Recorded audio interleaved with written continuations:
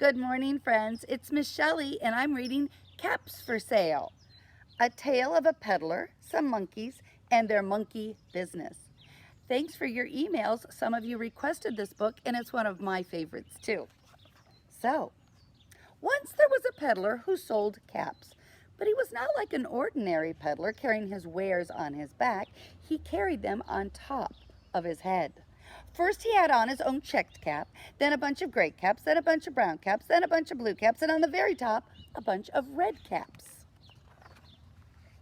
He walked up and down the street, holding himself very straight so as not to upset those caps.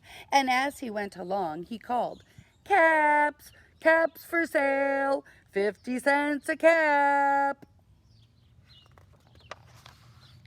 One morning, he didn't sell any caps. He walked up the street and he walked down the street calling, "Caps, caps for sale, 50 cents a cap."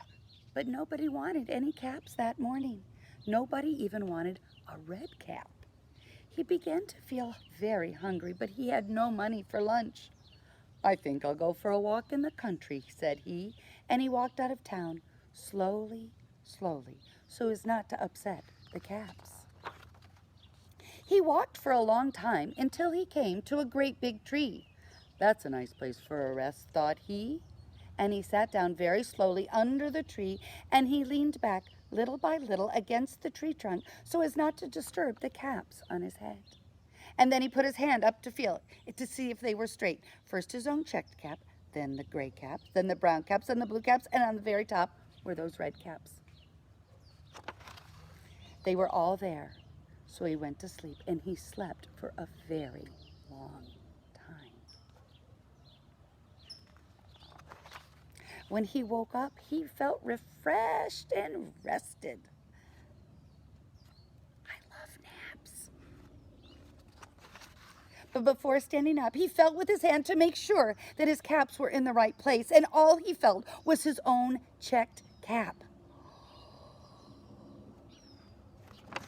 He looked to the right of him, no caps. He looked to the left of him, no caps. He looked in back of him, no caps. And he looked behind the tree, no caps. Then he looked up into the tree, and what do you think he saw?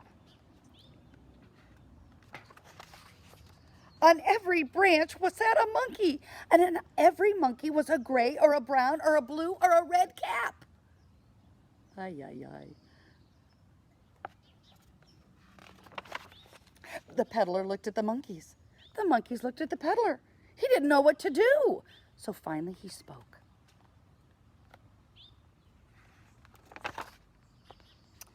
"You monkeys, you," shaking a finger at them, "you give me back my caps." But the monkeys only shook their fingers back at him and said, "Zit, zit, zit, zit, zit, zit." This made the peddler angry, so he shook both hands at them and said, "You monkeys, you must give me back my caps." But the monkeys only shook both their hands back at him and said, "Zit, zit, zit, zit, zit, zit, zit." Oh, they are sassy. Now he felt quite angry. He stamped his foot and he said, "You monkeys, you better give me back my caps."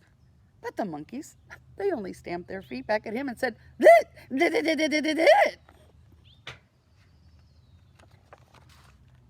By this time, the peddler was really very, very angry. He stamped both of his feet and he shouted, "You monkeys, you must give me back my caps."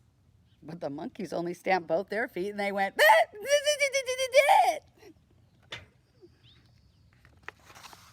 At last, he became so angry, he pulled off his own cap, he threw it on the ground, and he began to walk away.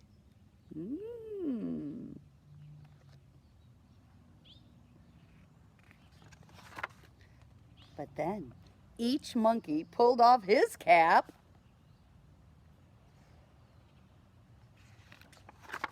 and all the gray caps and all the brown caps and all the blue caps and all the red caps came flying down out of the tree. So the peddler picked up the caps and put them back on his head.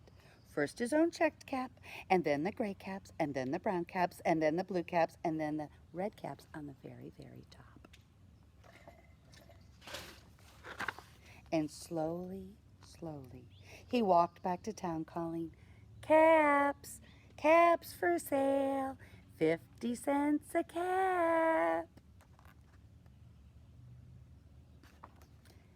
The end. I hope you like that book as much as I do. I'll see you another day.